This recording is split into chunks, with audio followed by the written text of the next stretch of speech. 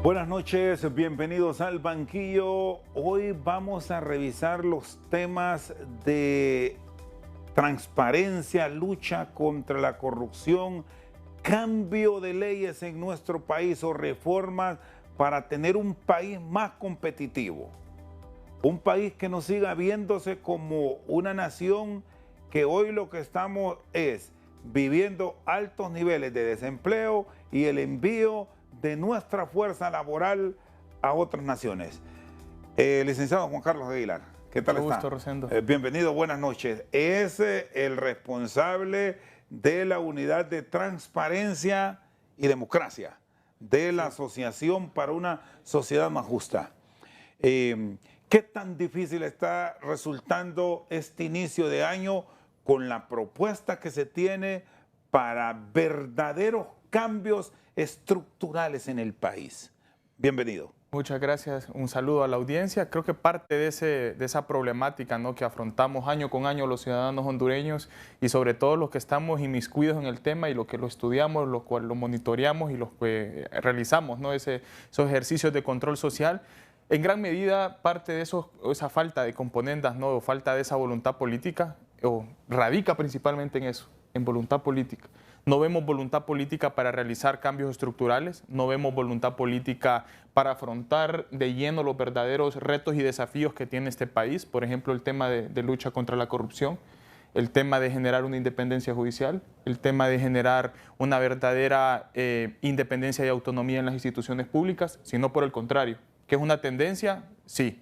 Y es una tendencia que la estamos viendo en América Latina, la estamos viendo mucho más concentrada en Centroamérica, el hecho de acceder al poder mediante medios democráticos, si lo queremos ver así, pero buscar, ¿no?, las formas para consolidar el poder y secuestrar prácticamente el Estado hasta cierto punto mediante un control recio, un control férreo de las instituciones públicas, mermando la independencia de los poderes del Estado, donde sí entendemos que son complementarios, pero son independientes y no estamos viendo que se llega a existir eso, y no solamente en este gobierno, sino en los gobiernos anteriores, con los últimos 3, 4 gobiernos, ¿no?, que hemos tenido, y en donde el status quo se impone más allá de algunas cuantas personas que verdaderamente quieren hacer cambios en el país, cambios orientados al tema de darle una mejor celeridad a la eficiencia en el presupuesto, una mejor gobernabilidad del Congreso, que estamos viendo que es el epicentro de la conflictividad política o ha sido el epicentro de la conflictividad política, un verdadero Estado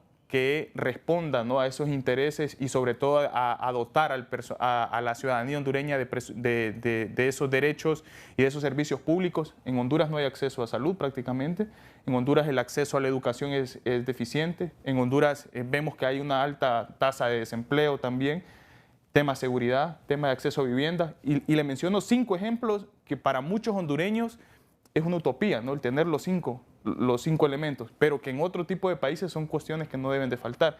Entonces, cuando no tenemos una clase política, cuando no tenemos una sociedad lo verdaderamente comprometida para poder realizar este tipo de cambios, muy difícilmente el país va a avanzar, y vemos que el 2024 pues pinta, al menos desde el panorama político, para seguir siendo más de lo mismo, para seguir preparando, para seguir consolidando grupos de poder o consolidar facciones, ¿no?, dentro del mismo poder, y preparándose ya de cara a las elecciones también. ¿Qué riesgos tiene la democracia ahora mismo en un año que tendrá convocatoria de elecciones, el mes de septiembre? Mire, hay muchos riesgos y seguimos la línea a nivel continental, ya lo estamos viendo. Y ya esos comportamientos o este intento de consolidar regímenes no solamente está orientado a la izquierda o a la derecha. Estamos viendo que tanto la izquierda como la derecha defrauda y que por eso hay olas en cuanto a las votaciones y los países cambian a sus gobernantes independientemente de la ideología, y salen otros candidatos o muy radicales o muy conservadores en el sentido de plasmar sus ideas. Y bueno, el caso hondureño estamos viendo que ya prácticamente hay campaña política, tanto de la oposición a través de una respuesta al oficialismo con ese anuncio que se dio, ¿no?, para el caso de la precandidata, podría llegar a considerar Rixi Moncada, y vemos que la oposición a través del Partido Nacional pues también anunció, ¿no?, que sería Narria Fura el candidato para ellos en ese momento. Prematuro, sobre todo por los conflictos, sobre todo por los problemas que tiene este país en materia de gobernanza, en materia de esa gobernabilidad democrática, en materia de transparencia, en materia de lucha contra la corrupción, y en donde vemos que un Congreso que apenas está dando esos pininos nuevamente para poder llegar a acuerdos, para poder llegar a consensos, en donde pues se primen, ¿no?, intereses de país y no lo que hemos estado viendo en los últimos años, que es el tema de una agenda política, pero de un partido.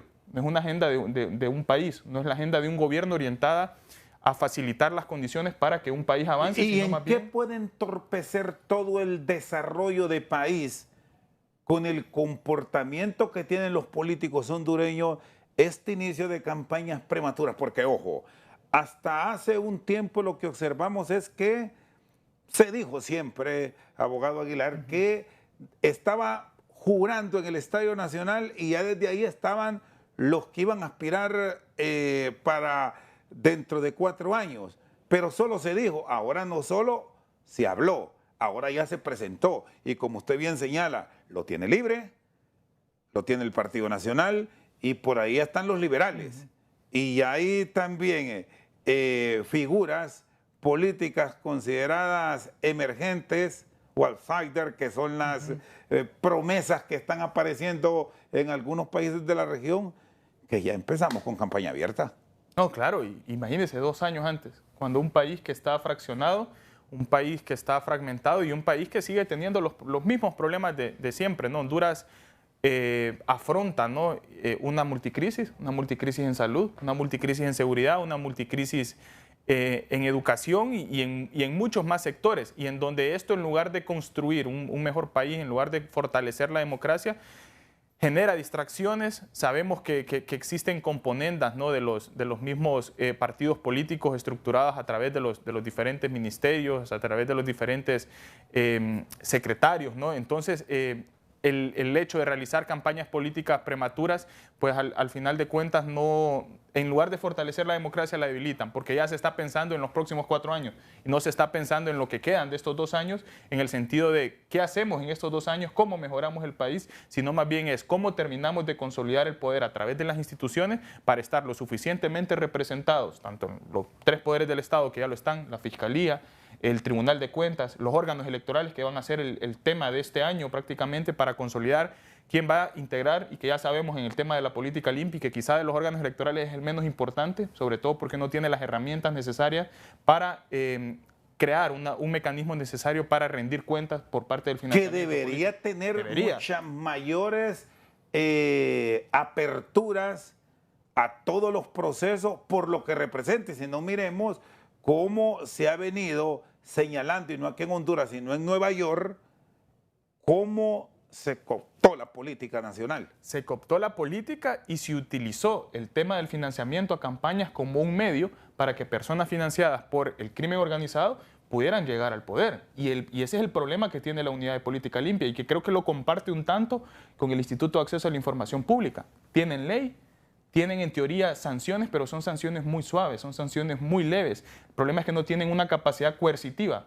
el Instituto de Acceso a la Información para hacer o para obligar a que entregue la información, y el tema de la Unidad de Política Limpia para que efectivamente los políticos respeten, ¿no?, todo el tema del financiamiento a campañas políticas, cosa que no se está viendo producto de esa debilidad que tiene, y es parte de las reformas que se deberían de realizar a través de esta Unidad de Política Limpia, como se le conoce. Esa es una de las normativas que deben ser consideradas prioridad y darle, como se plantea por muchos sectores, y se dice popularmente, dientes. Claro, hay que darle dientes, y hay que recordar que eso fue uno de los logros que tuvo la MASI.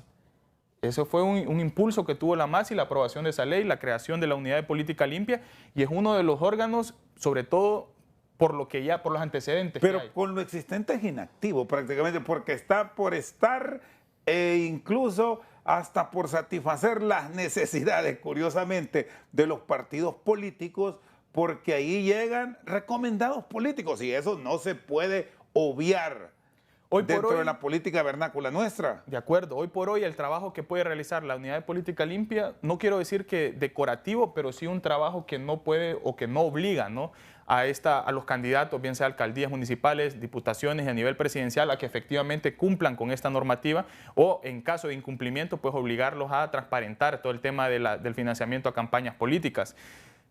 También el Congreso, en lugar de dotarles de mayores herramientas, de mayores dientes, hemos visto más bien que ha generado algún tipo de retroceso, algún tipo de amnistía, ¿no? De prolongar el plazo para cuando se presentan los informes de liquidación de las campañas políticas, que lo vimos en los últimos tiempos. Un Congreso que más bien se autocuidaba, evidentemente, porque es donde se encuentra la mayor cantidad de aspirantes y de candidatos que fueron electos, pero que al final de cuentas, en lugar de fortalecer la unidad, con ese tipo de golpes a nivel de legislativo, lo que hacen es debilitarla.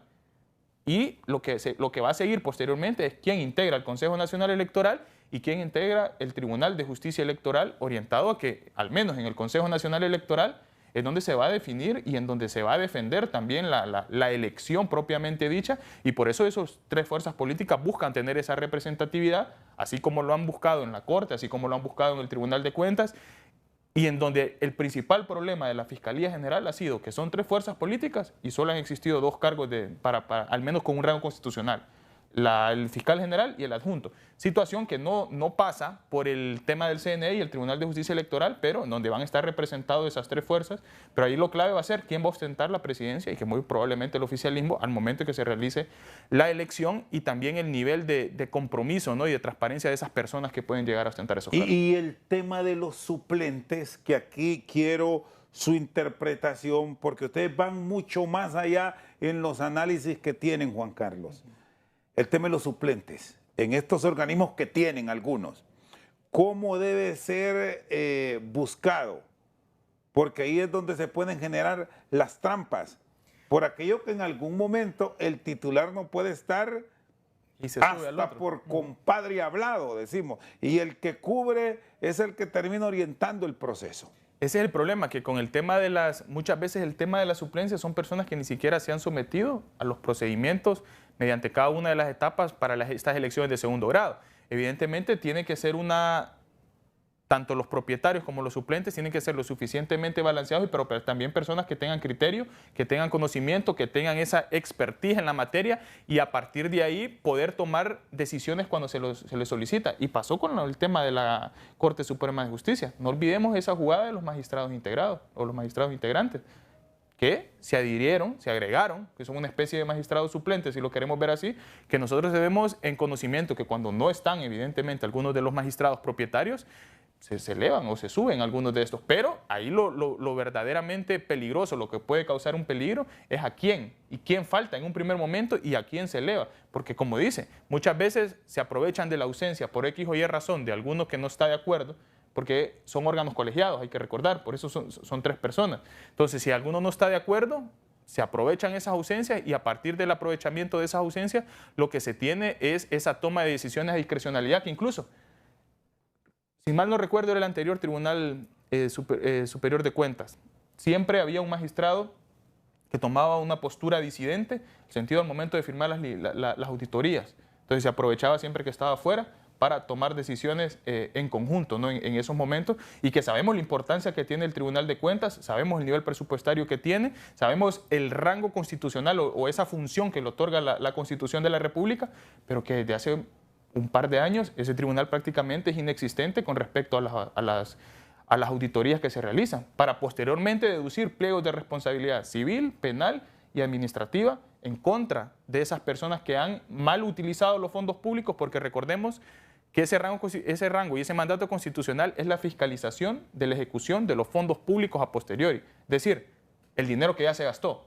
En un primer momento, si se gastó bien; dos, si se liquidó bien, si el proyecto se hizo bien; y contrario, y si no existe, ¿no? esa liquidación o ese buen manejo, pues se emiten pliegos de responsabilidad. Y aprovechando ahora, justamente en este ente contralor y fiscalizador del Estado, que va a ser en sesiones ordinarias, es la tendencia que marca, salvo que nos salgan con una sorpresa mayúscula de última hora, pero es difícil porque es una elección de mayoría calificada, y aquí ocupan 86. Sí o sí la votación de los diputados del Partido Nacional.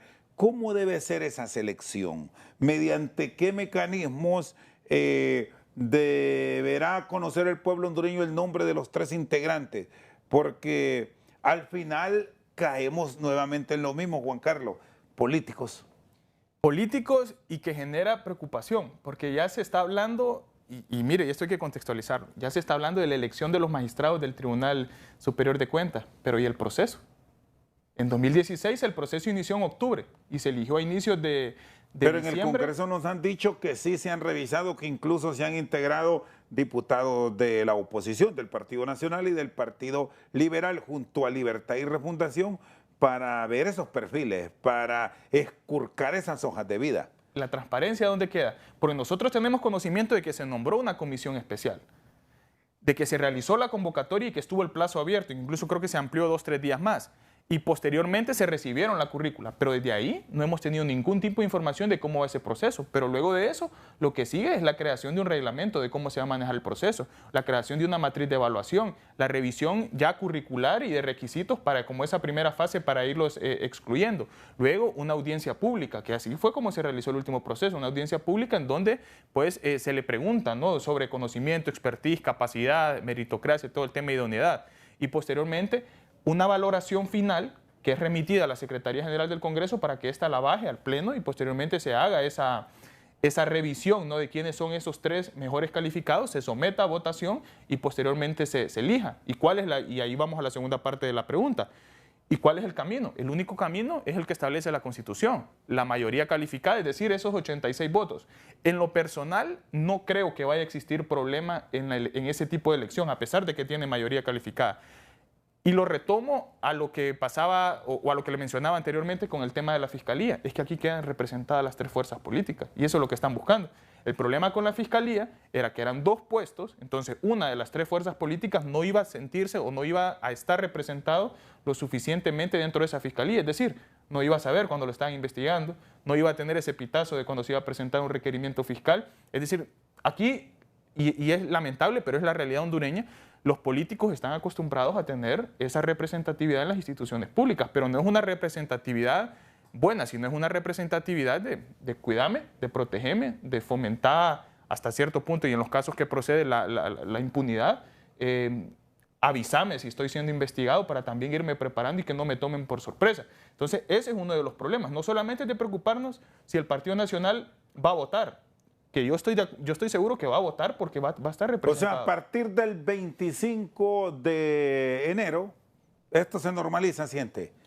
Es muy probable, creo que ya ¿O tiene sus dudas que volverán esas famosas insurrecciones en periodo ordinario de sesiones? Mire, va a depender en gran medida de la madurez y de la facilidad tanto de la gestión legislativa como de ese liderazgo que pueda llegar a tener Libertad Refundación en el manejo del Congreso. Recordemos que es un Congreso ponderado, pero en función de las cuotas político-partidarias, pero también es un Congreso que está fragmentado. PSH tiene su cuota. Está dividido ya, no, ya está dividido. Libre está dividido también, aunque digan que no, pero sabemos que hay dos bancadas, que quizá en la toma de decisiones más importantes, al final de cuentas llegan a arreglos, pero sabemos que hay diferencias y que hay grietas, tal vez no una fragmentación tan constante. El Partido Liberal igual, es el que peor está. Exactamente. Entonces, creo que la única fuerza política no, que y el Partido Nacional también, lo que pasa es que es un bloque mucho más sólido, pero hay 2 ahí que a veces sí, a veces no. Exacto, pero sí, históricamente se ha manejado, creo que de una manera más vertical. Entonces, quizá esas grietas y esos problemas se aplica, la ropa sucia la lavamos en casa y no quizá llegan a trascender de manera pública ante los medios de comunicación. Y luego quedan 2 diputados más de partidos minoritarios, Partido Anticorrupción y la ADC, pero que es un Congreso que si no se toma con esa madurez el tema del diálogo, el tema del acuerdo y el tema del consenso, muy difícilmente va a avanzar. Creo que ya hay un acuerdo, al menos de una agenda mínima, para aprobar cuestiones orientadas a una mayoría simple.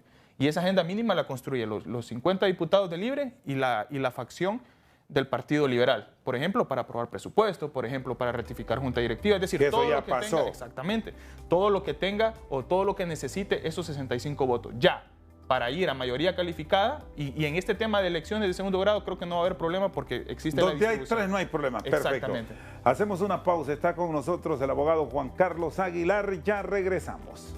Seguimos al banquillo con el abogado Juan Carlos Aguilar, director de la Unidad de Democracia y Transparencia en ASJ. Bueno, diálogo, por lo menos ahora se ha visto. Y usted me planteaba de reformas profundas, de cambios estructurales que se tienen que dar ahora y de repente hasta antes de septiembre, y estamos ahora poniendo fechas, porque aquí una vez que se dé la convocatoria de elecciones, si de por sí ahora esto está abierto, no digamos cuando ya se comiencen a armar planillas donde los que están quieren seguir y otros que no están quieren entrar. De acuerdo. ¿Cómo debe ser la búsqueda de todas esas figuras para entenderse? Porque aquí lo que hemos tenido, salvo los últimos días, abogado, es conflictos, pleitos, cuestionamientos y señalamientos jamás no poder de todo lado. Sí, y mire, el problema del Congreso es que es un Congreso que ha sido ingobernable prácticamente. No ha generado ni una pizca de gobernabilidad. Todo el año pasado fue un año perdido. Y siente que ahora que por lo menos a partir del 25, que se llegó a acuerdos para elegir a los directivos en la Cámara, ¿pueda marchar bien esto o vamos a más de lo mismo? Siento que están calculando todavía. No es un diálogo franco, no hay acuerdos todavía contundentes y concisos desde el Congreso Nacional, sino que se está calculando políticamente, viendo qué conviene, viendo qué se ofrece también en función de la negociación, porque aquí no hay que engañarnos. O sea, la negociación es de partidos políticos, no es una negociación propia de solventar problemas de la ciudadanía hondureña, sino más bien es una negociación en donde las fuerzas políticas se sientan representadas, se sientan bien repartidas, ¿no? Y en donde el acuerdo sea o la repartición del pastel sea lo suficientemente proporcional. El problema es que no se ha entendido en muchas ocasiones, tanto de la oposición como del oficialismo, qué conlleva y qué implica ese diálogo. Por un lado, tenemos a Libertad de Refundación, que creo que tiene una falsa percepción de poder en el sentido de que por el simple hecho de haber ganado las elecciones en el nivel ejecutivo, cree que el Congreso Nacional fue lo mismo, pero tenemos un Congreso Nacional que es muy ponderado. Y por otro lado, una oposición que por ratos está junta, pero por otro lado, por otros momentos, busca el tema de sentirse representado como una fuerza independiente y no como un bloque de oposición, que incluso el BOC, parte de esa parálisis es después del tema de la formación del BOC. O sea, al final de cuentas no se dejó desarrollar esa verdadera oposición legislativa que fomentaba y que promovía el BOC para ver si efectivamente la oposición se iba a mostrar o se iba a representar en bloque. Una oposición que, por cierto, nunca tuvo claro la participación liberal. Sí. Salvo grupos que se fueron sumando, y si vemos la realidad de hoy, el que ha posibilitado que esto arranque, esperamos que siga, es un grupo del Partido Liberal. ¿Puede pasarle factura esto? Y pasa lo mismo, claro, y pasa lo mismo con PCH. Usted escucha las posiciones de PCH, algunos sí estaban con el BOC y otros no. Y esa es parte también de esas discrepancias que no llevan a la oposición a conformarse verdaderamente como un bloque y también a Libertad de Refundación para sentarse en una mesa, para dialogar y para crear una agenda mínima. Es que al final de cuentas no es que tienen que estar de acuerdo con absolutamente todos los problemas de este país o con todos los puntos que están en discordia. Lo que tienen que hacer es construir una agenda mínima. Este país tiene muchos problemas como para que el Congreso esté paralizado más de 6, 7 meses. Se cuenta a partir del 1 de septiembre, pero el Congreso está paralizado prácticamente desde mayo con el tema de CAF. Después se fueron vacaciones, después hubo 8 o 9 sesiones en 3 meses y después no hubo absolutamente nada. Hasta ahora que se está retomando. ¿Esto le va a pasar factura al Partido Liberal, al mismo Partido Salvador de Honduras, que se visualizaban como fuerzas políticas a considerarse en eventuales alianzas? Mire, creo que al PSH lo vamos a ver en las próximas elecciones, pero al Partido Liberal lo hemos estado viendo en los últimos ciclos electorales, en donde hemos visto que ha ido mermando. ¿Cómo vamos a ver el PSH? En función de la representatividad que pueda llegar a tener y la cantidad de votos. Es decir, primero la cantidad de votos y luego qué posiciones va a ocupar el PSH en el próximo gobierno, ¿no? Es decir, a partir del 2026, ver si sigue manteniendo esos 10 diputados. Pero si llegará con esa fuerza mostrada. Si vemos que donde tiene una representación que lo muestra con músculo, hasta hace un tiempo atrás fue en el Congreso, pero hoy ya respaldando a su presidente, con suerte encontramos 5. Y aunque fueran los 10, Chendo, aquí lo que hay que contextualizar de una manera adecuada es que el PSH nunca ha sido una fuerza que pueda generar un cambio.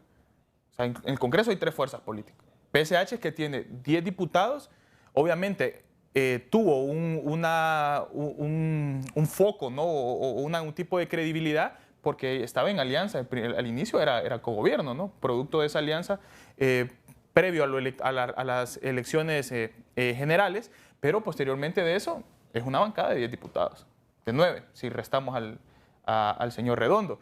Pero ya fue disminuyendo. No, claro. Juan Carlos, porque se retiró luego Ligia Ramos, que se hizo independiente, el doctor Matthew, independiente, y ahora con 2 que ocuparon cargos directivos a partir del 25 de enero, Osman Chávez y Tomás Ramírez, que no se sabe cómo va a reaccionar ya directamente la base bajo el liderazgo que va a seguir manteniendo Nasralla.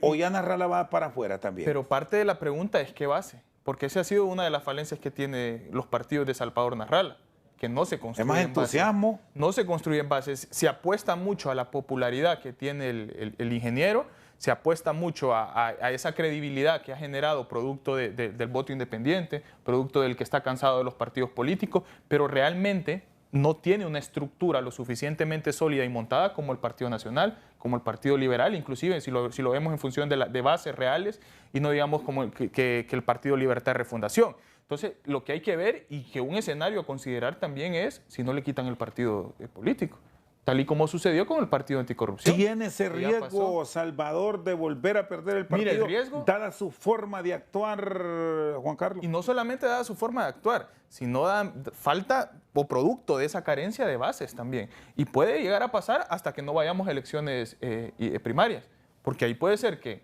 no sé qué tan factible sea, pero es un escenario todavía. Son asambleas, dice él, pero al final de las asambleas terminan siendo dedo. Claro, pero ponga un ejemplo. Que vaya a elecciones primarias él contra Luis Redondo, por ejemplo. Aunque Luis Redondo hasta cierto punto se ha desmarcado, pero sigue siendo parte. Pueden ir a elecciones primarias y el que gana esa elección primaria prácticamente es el que tiene el control del partido político durante los próximos 4 años. O se buscan otro tipo de figuras, como le pasó con el Partido Anticorrupción, ¿no? Que pasó a formar parte de esta señora Marlene Alvarenga. ¿Sigue siendo opción de cara al futuro Salvador Nasralla? Mire, eso es un tema complicado porque ya si lo sumamos sería un cuarto proceso electoral continuo en el que él estaría participando.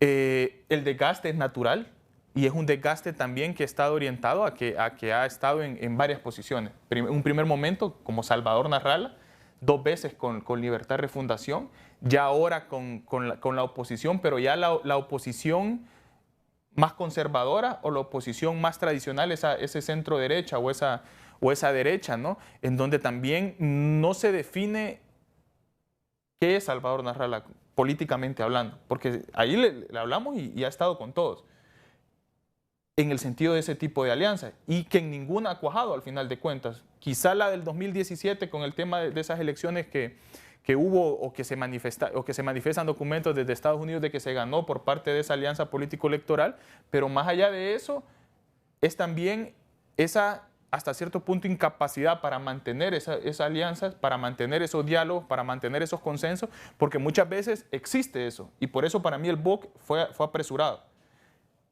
porque en el tiempo es muy volátil el cambio de opinión y sobre todo el mantener las piezas y las claves bajo las cuales se fundamentó ese acuerdo. Entonces cambia mucho de opinión, cambia mucho de parecer y eso al final de cuentas genera inestabilidad y al generar inestabilidad genera gobernabilidad dentro del propio partido, pero también dentro de los actores. Recién, Juan Carlos, hablamos con el diputado José Alfredo Saavedra.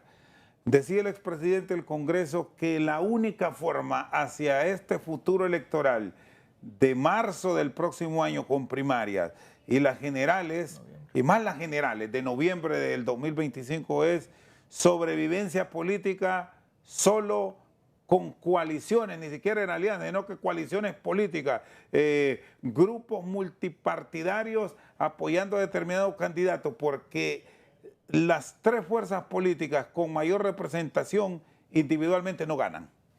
No ganan, y a eso iba, era lo próximo que le iba a decir. Si no existe una articulación lo suficientemente sólida y en el mismo sentido, no solamente de los 3 partidos políticos de oposición, es prácticamente una alianza o un grupo unificado, pero de manera social, es decir, diferentes sectores. Y ahí no solamente es de involucrar el tema político partidario del Partido Nacional, del Partido Liberal, de PSH, sino más bien buscar otro tipo de sectores como el sector privado, sectores sociales, movimientos y todo aquel que esté inconforme con la gestión que puede haber realizado este gobierno durante estos 4 años que el pueblo pues, le otorgó ese mandato. Pero así como vemos que se fraccionan y se fragmentan dentro del Congreso Nacional, da una pauta de lo que puede llegar a ser la oposición. Y mientras Libre mantenga dividida esa oposición, no hay forma de que se le gane las elecciones en el próximo, al menos en el próximo proceso electoral. Pero Libre, ¿cómo acude al proceso electoral? Dado el desgaste que es normal que se tenga desde el poder, y a sabiendas que es un instituto político que su membresía, a pesar de esa enorme votación que generó la presidenta Castro, histórica, con casi 1.800.000 votos, su membresía nunca superó los 800.000. Libre tiene 2 problemas. Uno es mantener el voto independiente y el voto de toda aquella persona que no era afín a Libertad y Refundación. Y el otro pues es el desgaste natural que sufren todos los gobiernos, pero que creo que mientras o se encuentra producto de ese desgaste, se encuentra con otro desgaste de la oposición. Un desgaste que ya lo hemos visto producto de los últimos procesos electorales del Partido Liberal. Un desgaste bastante grande también que ha tenido el Partido Nacional en los últimos años, producto de malos manejos, de corrupción, del tema del crimen organizado inmiscuido en las altas esferas gubernamentales y que se va a seguir acrecentando ahora a partir del 5 de febrero. Y aquí hay un hecho bien interesante. ¿Qué tanto va a golpear a esta estructura partidaria el juicio de Nueva York? Porque nombres van a salir.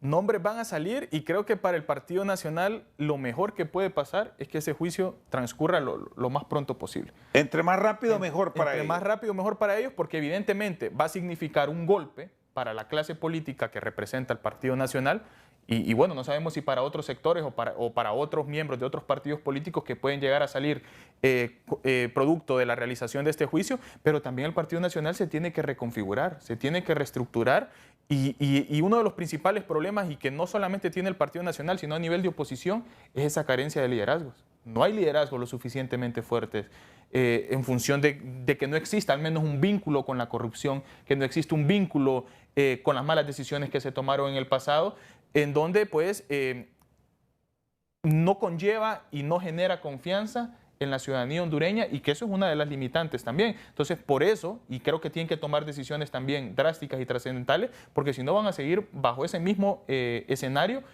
alimentando el discurso también del oficialismo en contra del Partido Nacional, que ahora en los próximos 2 meses, 2-3 meses, va a aumentar mucho más producto de la realización de este juicio y sobre todo si este juicio termina y que mire, y hay que pensarlo, porque uno es que se realice el juicio ahora entre febrero y marzo. Parece que ahora sí va. Parece que ahora se va. Pero imagínense que se realice el juicio entre febrero y marzo.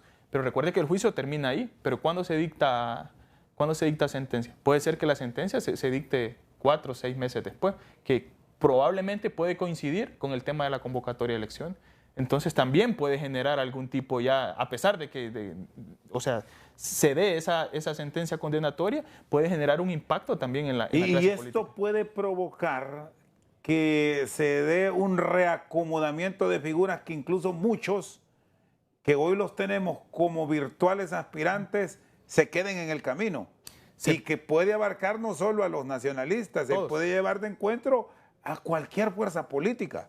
Con el simple hecho de que pueda salir mencionado o nombrado en uno de esos juicios, es lo que usted menciona. Pueden ser candidatos que parezcan potables hoy por hoy, pero sabemos que la política es un camino largo y 2 años también es bastante largo y estamos a poco más de 1 año para ir a primarias. Entonces, todo lo que puede pasar en este juicio o incluso en investigaciones de casos de corrupción que se puedan desprender de la misma fiscalía, puede votar candidaturas que parezcan potables en ese momento, pero que al final de cuentas, producto de esas investigaciones o producto de los hechos y nombramientos en este juicio, pues al final de cuentas no generen ningún tipo de liderazgo, ¿no?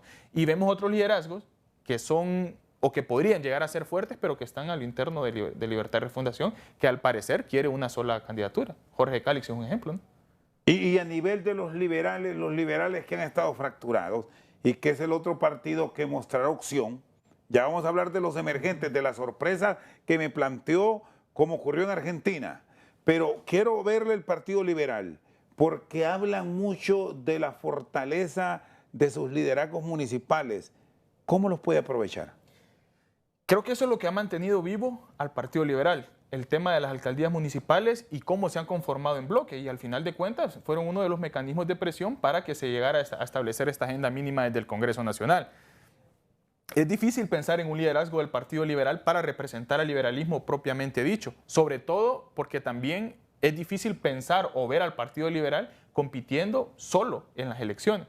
O sea, hay dos escenarios para el Partido Liberal: o se acerca a Libertad y Refundación al momento de elecciones, o se acerca a la oposición, como una coalición, como una alianza, porque si se presenta como un partido político solo, sabemos que no va a ganar. Incluso la tendencia es que baja la cantidad de votos que recibe. Entonces, a partir de ahí, no se ve un verdadero liderazgo desde el Partido Liberal, y que no genera esa confianza, no genera esa nueva esperanza o un líder que verdaderamente pueda generar algún cambio o al cual se le pueda apostar, sino que más bien en los últimos años se ha visto al Partido Liberal como ese partido que se acomoda a los intereses del partido que está en el poder en ese momento, precisamente para facilitar, sobre todo en el Congreso Nacional, la agenda legislativa. Juan Carlos Aguilar, director de Democracia y Transparencia de ASJ, esta noche en Al Banquillo. Una pausa y ya volvemos. Seguimos al banquillo. Está Juan Carlos Aguilar con nosotros, experto en temas de democracia y transparencia. ¿Será la gran sorpresa de las elecciones, así como ha pasado en otros países, el futuro político de Honduras? El Salvador ya lo hizo con Bukele, que va a una reelección este año. México va a elecciones y pueden haber cambios trascendentales de Morena. Estados Unidos va a elecciones con un político fuera de lo normal, como es el expresidente Trump. Ya Argentina lo tuvo, y allí va a llegar la convocatoria de Honduras. Sí, lo tuvo, aquí se habla mucho de figuras emergentes, pero al final no se les da. Creo que para estas próximas elecciones no, y ya yo lo descartaría desde ahora. La consolidación y los partidos políticos tradicionales y la clase política tradicional está lo suficientemente consolidada. Lo que sí puede llegar a pasar es que en futuras elecciones sí se dé esa sorpresa, producto del mismo desgaste que han tenido las fuerzas políticas, producto de que hemos cambiado de la derecha, del centro derecha, se ha pasado a la izquierda hoy por hoy. Si es que consideramos una izquierda esto. Ese transfugismo que tenemos a nivel de la clase política y esos cambios repentinos, sí puede apartar a algunos que hoy estuvieron con un partido, saltaron a otro y al final no se deciden. Y es que no se deciden, es donde encuentran la apertura y en donde encuentran que se solventan sus intereses también. Ese es el principal problema. Por eso es que ya no se habla de ideologías como tal. Y el salto de un gobierno de derecha a un gobierno de izquierda, volver a la izquierda y volver a la derecha. Pero muchos de estos ciudadanos, eso me llama la atención, ustedes que hacen análisis de campo, que han encontrado en el elector, en la sociedad, que es al final la que elige, pero es la que termina más jorobada con estos políticos que cambian, pero siempre salen. Cambian, pero siempre salen por la falsa promesa. Y se lo vamos a poner clarito, y no solamente en Honduras, es la tendencia de América Latina e incluso algunos países de Europa. La persona se cansa de un gobierno, pero vuelve a generar, producto de ese cansancio, producto de ese fastidio, porque un gobierno viene, un gobierno le promete salud, le promete educación, le promete vivienda, le promete empleo, le promete seguridad, pero no le cumple. Hablando de un gobierno de derecha, podemos llegar a considerar, castiga a ese gobierno de derecha dándole la oportunidad al de izquierda, que le está prometiendo absolutamente lo mismo y que también le va a incumplir, pero que le genera esa esperanza, si lo queremos ver así, y se le da y se le otorga ese voto. Se le deja gobernar y ve que es lo mismo, porque tal vez la cuestión es estructural, la cuestión es cultural y el status quo se mantiene. Entonces, ¿qué pasa? Vuelve a la derecha. Entonces, hay estudios políticos orientados a eso. Es como ese desgaste que sufren los gobiernos y es esa esperanza de la ciudadanía que lo ve también como la única herramienta que tiene para hacerle, no sé si pagar o para deducir algún tipo de responsabilidad a los políticos, en el sentido de que no los puede llegar a interpelar, a pesar de que, porque se ha perdido la finalidad de la soberanía, ¿no? Incluso que las amenazas, Juan Carlos, de eventuales expulsiones no terminan en nada. Y el ejemplo más vivo lo tenemos en el Partido Liberal, que ahí tiene un conflicto por los cargos directivos en el Congreso Nacional, que siempre está la advertencia, pero al final no hacen nada. De hecho, Manuel Zelaya Rosales, que fue presidente por el Partido Liberal, sigue estando, aunque no pertenece al partido, como parte de la membresía liberal, porque nunca se le expulsó, aunque él es un hombre de libre ahora. Está afiliado, pero es parte de esos controles y de esos procesos. Y qué bueno que lo menciona, porque también es parte de esa depuración que tienen que sufrir los partidos políticos en Honduras. Depuración producto de que han sido manchados con corrupción, producto de que han sido señalados, ¿no? y por sus acercamientos, y muchos de ellos han confluido inclusive con el tema de crimen organizado, con el tema de lavado de activos, con el tema de narcotráfico, con todo ese tema de financiamiento ilícito a campañas políticas, que al final de cuentas eso se traduce en favores.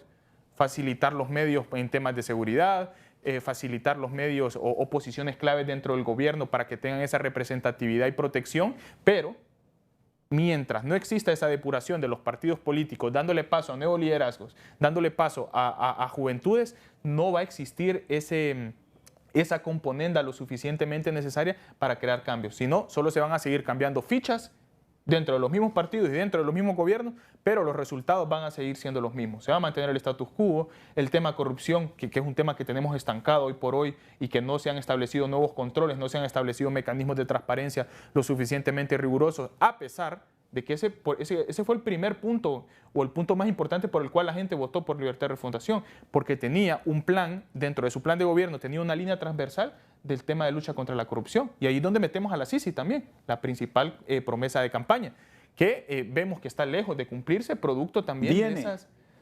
En lo personal yo creo que no. ¿Por qué? Porque los pocos avances y los pocos pasos que ha dado el Poder Ejecutivo, el Congreso Nacional se encarga de entorpecerlo. Y es un Congreso Nacional que no ha facilitado los medios y que debería de estarlo facilitando, pero que no tiene esa voluntad política porque en este momento facilitan los medios, pero una vez instalada la comisión son las principales presas, muchos de ellos, no quiero decir que todos, pero muchos de ellos son las principales presas de investigación y de judicialización de una posterior sisión. Y ahora que hemos escuchado en el canciller Reina García que si hay avances, que se ha estado en comunicación con Naciones Unidas y que incluso hay ya delegados para un seguimiento puntual, se ha hablado de la abogada Rixi Moncada, que está como parte de ese grupo que estará revisando para que llegue este año, ¿no facilitará eso? ¿O cuál es el oriente que hay? Mire, y creo que es algo que tiene que entender la ciudadanía hondureña. No basta simplemente con la voluntad política que pueda tener el Ejecutivo. La institucionalidad como tal tiene que mostrar voluntad política. Y como le decía, el Congreso no ha mostrado esa voluntad política. Y luego, no solamente es la negociación del acuerdo bilateral entre Naciones Unidas, la Secretaría General de Naciones Unidas y el Gobierno de Honduras. Recordemos que hay un memorándum de entendimiento que tiene 2 fases. La fase 1 ni siquiera se ha complementado. La fase 2 todavía, o sea, si no se completa la primera, no puede pasar a la segunda. Y no, o sea, se está negociando o hay indicios de negociación de ese acuerdo bilateral. Una vez que usted cumple el memorándum de entendimiento en las 2 fases y tiene el convenio o el acuerdo bilateral firmado, la cuestión no termina ahí, que mucha gente cree que ahí termina. La cuestión pasa y hay que ver la Asamblea General de Naciones Unidas como el Congreso. Y ahí lo que tiene que hacer Honduras es cabildear, el tener la mayoría, el apoyo de la mayoría de los países para instalar la comisión. Porque puede ser que haga el memorándum de entendimiento fase 1 y 2, se firme el acuerdo bilateral, pero si no existe esa voluntad de los países que integran la Asamblea General de Naciones Unidas porque no ven potable la instalación de la comisión, porque consideran de que a pesar que se han cumplido requisitos mínimos, no va a tener el impacto de lo que conlleva la instalación de una comisión de Naciones Unidas en cuanto a lo técnico del personal, en cuanto al tema económico y en cuanto también al riesgo reputacional de Naciones Unidas que sufrió en Guatemala. Aún y cuando el Estado asuma el mantenimiento, el aporte financiero en gran parte. Es que creo que no va o no radica principalmente en el tema del aporte financiero, porque si lo asume el Estado, es como tener una fiscalía más que va a perder total independencia y total autonomía. Lo ideal es que no haya ni un tan solo centavo del Estado hondureño, sino que más bien todo venga de afuera. Y para Naciones Unidas el principal problema no es el dinero, porque entre todos eso es poco, aunque sea mucho. Minúsculo. Exactamente. El problema es el riesgo reputacional e institucional que puede venir a sufrir Naciones Unidas, que vemos que sufrió y que no, al final de cuentas... Pero en Guatemala nos han no dicho, fue una buena experiencia pasó para ellos. casi una década para que se instalara y aquí apenas tenemos 2 años. El problema es cómo se ha vendido la instalación y que incluso... No sé si es que no lo dimensionaron el proceso como tal de instalación de una comisión o no tenían claro lo que conlleva o simplemente se vendió humo, como se venden tradicionalmente los políticos, sobre la instalación de esta comisión. Entonces no basta con tener esa voluntad o de cumplir, sino que también hay que tener el apoyo de la Secretaría General de Naciones Unidas para ver si es factible y potable la instalación de la comisión en el país. Y si ya nos vamos a los tiempos, le aseguro que pasamos de diciembre del 2025, que es ya cuando prácticamente se acaba este gobierno, en donde veo muy, muy difícil la instalación de la comisión, al menos en estos 2 años. Muy bien, Juan Carlos Aguilar con nosotros al banquillo. Hacemos una pausa y ya regresamos. Seguimos al banquillo. Abogado Juan Carlos Aguilar, en esa consulta para tener mediciones puntuales ustedes, ¿qué encuentran en la sociedad? ¿Hay un hondureño contento, reclama, pide? ¿Qué es lo que más solicita? El hondureño está cansado, pero también el hondureño o la sociedad hondureña es una sociedad resiliente. Es una sociedad que es golpeada constantemente a través del tiempo, a través de las décadas, y lo que solicita, y que inclusive lo podría circunscribir a las principales problemáticas de los jóvenes, pero que al final son temas de país, es empleo, es acceso a vivienda, es acceso a salud y acceso a una educación de calidad. Y le estoy dejando fuera la seguridad, que también es importante. Y que nos ha golpeado de una manera tremenda. De una manera tremenda. ¿Y cómo se produce o cómo se traduce esa insatisfacción que tiene hoy por hoy la ciudadanía hondureña? La migración. Ya no solamente, y era un tema que hablaba en estos días, ya no solamente la migración hay que verla y enfocarla por aquellas personas que no tienen empleo, que sus fondos son minúsculos, que no pueden desarrollar un proyecto de vida, sino con aquel que tiene las condiciones. U otro elemento que no sé si ustedes lo han medido, que podría resultar conveniencia. Le convendrá a ciertos grupos que aquí haya migración. Sí, uno, por el tema del trasiego, y dos, si lo vemos ya un tema más macro. O a futuro hasta por el tema político. No, a eso iba. Si lo vemos al tema más macro, los principales cientos de millones de dólares que entran al país para el tema de corrupción, para muchos temas, muchos proyectos de la cooperación inclusive, son proyectos y son fondos destinados para mitigar el tema migratorio.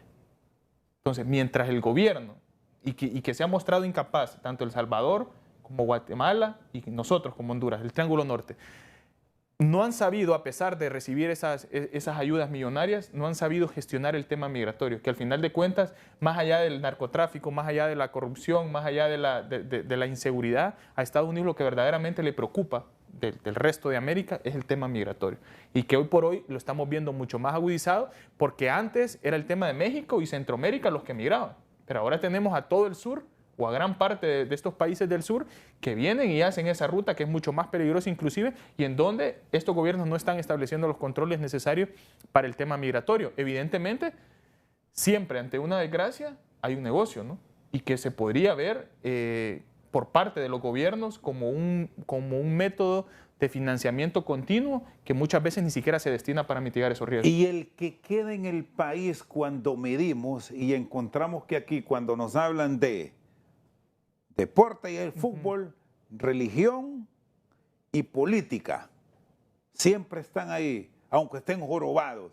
Y me quedo con lo último, muestran en las circunstancias que estamos aún credibilidad ellos hacia los políticos, a esos que incluso hoy les dijeron con un color que iban a cumplir y mañana con otro color les dijeron que iban a cumplir y siempre fueron seguidores.